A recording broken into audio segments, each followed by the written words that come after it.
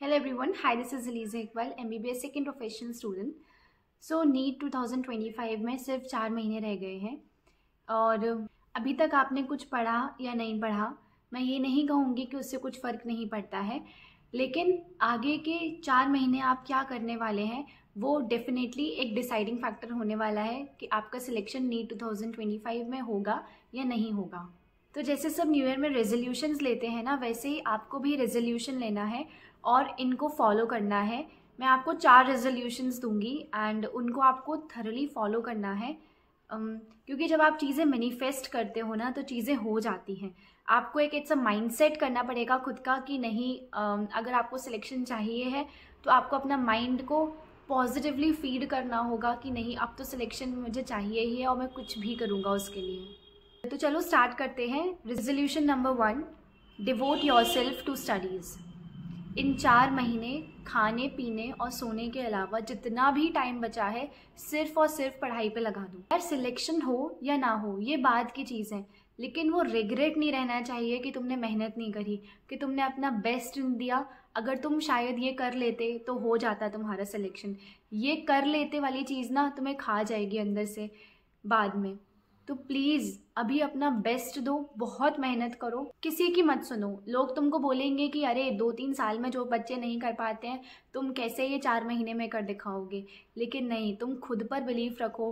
क्या पता तुम्हारे 200 मार्क्स भी नहीं बन पा रहे हो अभी मॉक टेस्ट वगैरह में, फिर आगे जाके तुम अगर ये 4 महीने अच्छे से मेहनत कर लो, तुम्हारे 550-600 बनने लगे, तुम्हारे 600 क्रॉस हो जाए, यू नेवर नो।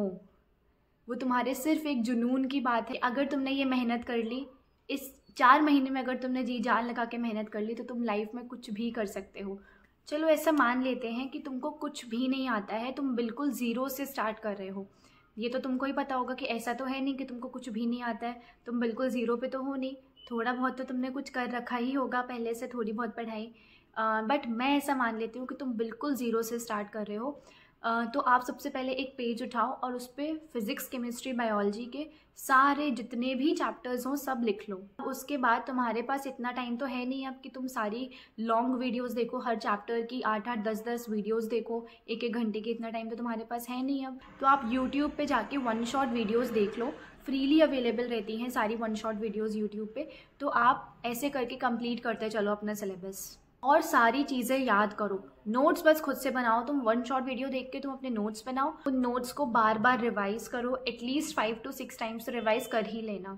सारी दुनियादारी भूल जाओ यार, सिर्फ 4 महीने की तो बात है यार, कौन सा ज़्यादा कुछ बोल रहे हैं। सिर्फ 4 महीने ऐसे पढ़ो कि कभी ज़िंदगी में नहीं पढ़ा हो, कि अब अगर तुम कभी आगे जाके तुम्हारा सिलेक्शन हो जाए और तुम याद करो कि नहीं यार वो 4 महीने जैसे पढ़ा था मैंने कभी इतना ज़िंदगी में नहीं पढ़ा है। अब resolution number 2, practice 50 questions of each subject daily.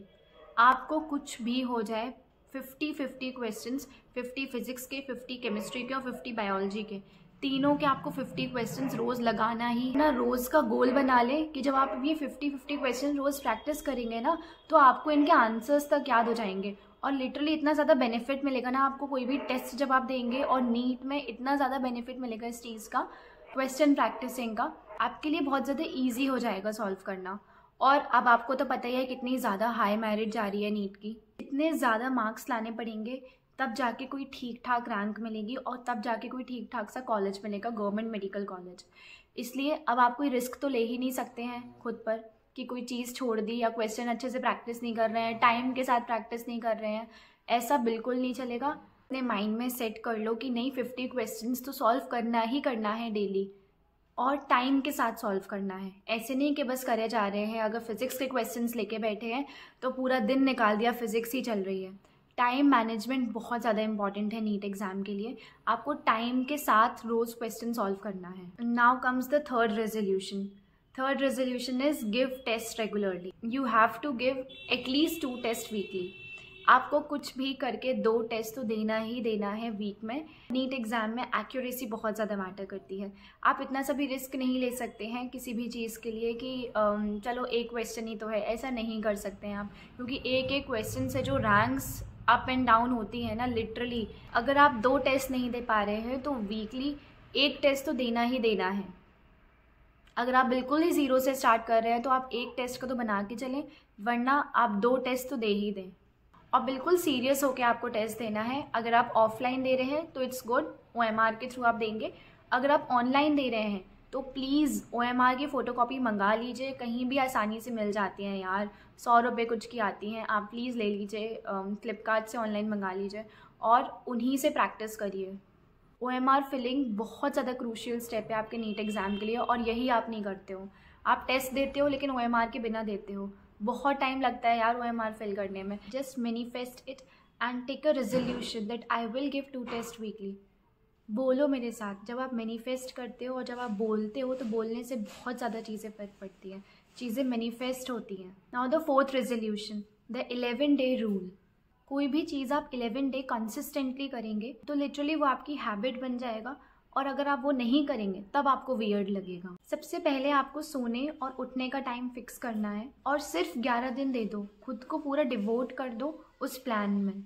11 दिन कंसिस्टेंटली क्वेश्चन प्रैक्टिस करो, टेस्ट दो, खाना पीना और सोने के अलावा सिर्फ पढ़ाई में डिवोट करो खुद को। सिर्फ 11 दिन ये फॉलो करना है एंड लिटरली आपकी पूरी लाइफ सेट हो जाएगी। ट्राई दिस आउट, सच में, I am saying this, try this out, it will help you lot. मुझे हेल्प किया था इस चीज़ ने। एक बार ट्राई करके तो देखो, एक बार कंसिस्टेंटली 11 दिन के लिए सिर्फ फॉलो करके देखो, और जब ये 11 दिन फॉलो हो जाएंगे तो फिर लगेगा कि यार सिर्फ 4 महीने ही तो ये हैं, क्यों नहीं कर पा रहे हम चीज़ों को। खुद से पूछो क्यों नहीं कर पा रहे हो तुम। सिर्फ एक एग्ज़ाम क्लियर होने से आपकी और आपकी पूरी फैमिली की लाइफ बन जाएगी।